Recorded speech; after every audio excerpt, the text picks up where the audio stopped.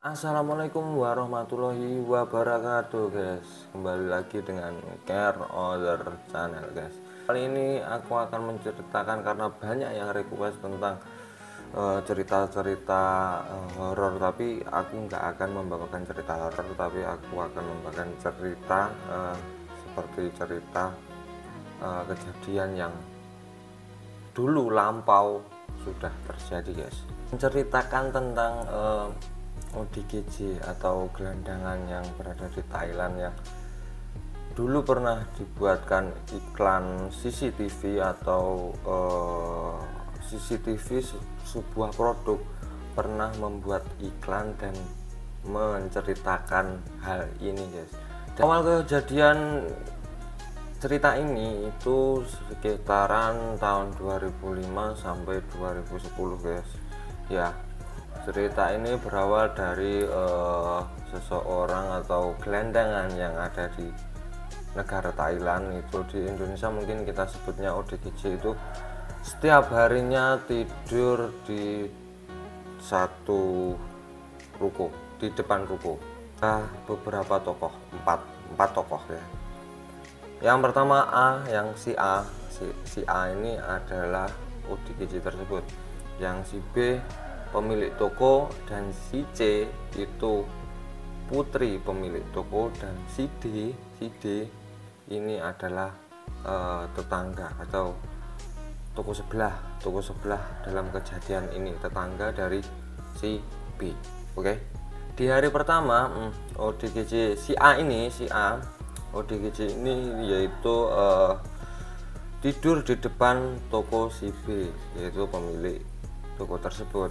Si B ini seorang bapak ini intinya itu melihat si A ODGJ ini terus tidur di depan toko. Setiap membuka toko itu selalu tidur di depan toko, dan ini membuat si B marah karena mengganggu atau mengusik ketenangannya. Padahal ya biasa aja lah ODGJ kalau tidur di depan toko. Biasanya itu kalau udah buka dia pastinya akan pergi.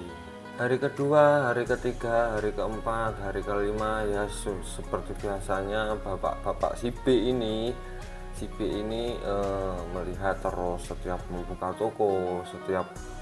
toko dia itu selalu melihat si A ini. Sampai si B ini pernah juga menyiram air kotoran dan juga pernah melempari botol-botol bekas kepada si A. Di hari ketujuh puncaknya si B itu sangat-sangat marah karena bau pesing ya.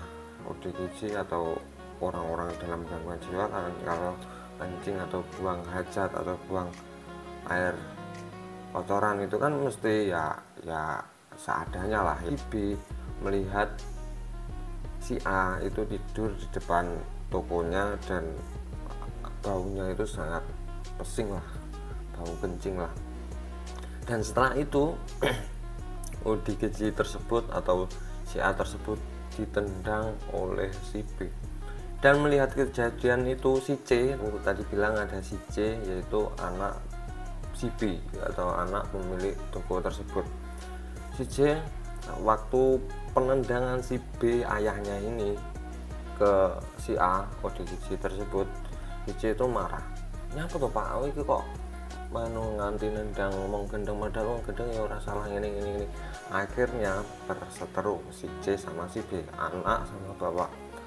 Akhirnya berseteru dan sampai tetangga si B, yaitu aku tadi bilang si D, itu sampai ibu-ibu ya pemilik toko di sebelahnya bapak si B ini mempunyai toko, itu sampai mengelus dada guys. Sampai si D ini ibu si D ini itu sampai gimana sih ini orang, apa nggak punya hati atau gimana, sampai bilang gitu. Karena ya emang sudah keterlaluan bapak si B ini buka toko saat dari ke-8 ini. Dia sangat kebingungan guys, karena loh kok biasanya si A ini tidur di depan toko kok nggak ada, kemana ya?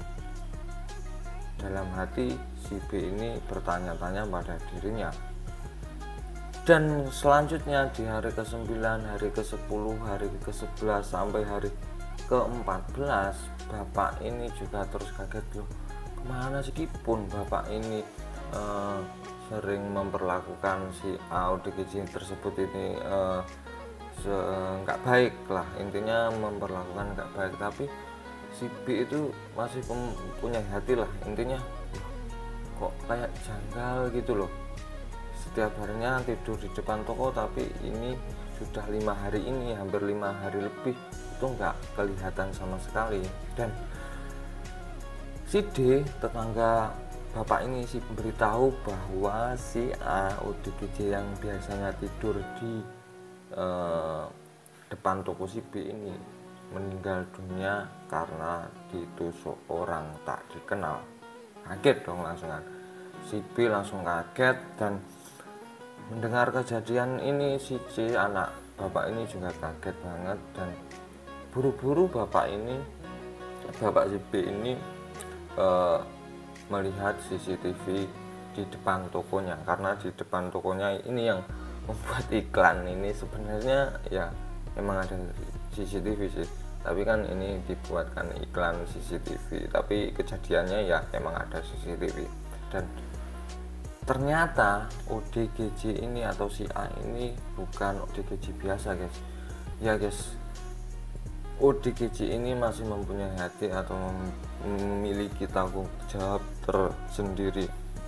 Dikarenakan kenapa guys? Karena waktu tutup toko, si A ini datang ke toko si B, dan ya biasanya tidur di depan toko si B, dan ya biasanya makan makanan yang sudah busuk. Dan kagetnya lagi bapaknya ini kerap melihat dalam CCTV tersebut ya, anaknya si C ini membelikan makanan kepada si A.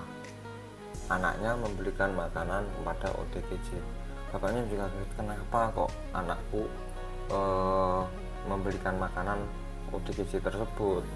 Dan pada terus dicari, ternyata bapaknya juga kaget dan terharu karena setiap ada orang yang mau mencoret-nyoret, biasanya kan ada orang-orang tertentu yang mau mencoret-coret apa itu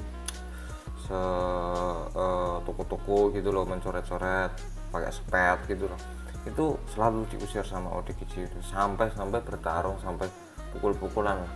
Dan ada juga yang kencing, yang seseorang yang kencing di depan toko itu diusir sama ODGJ tersebut.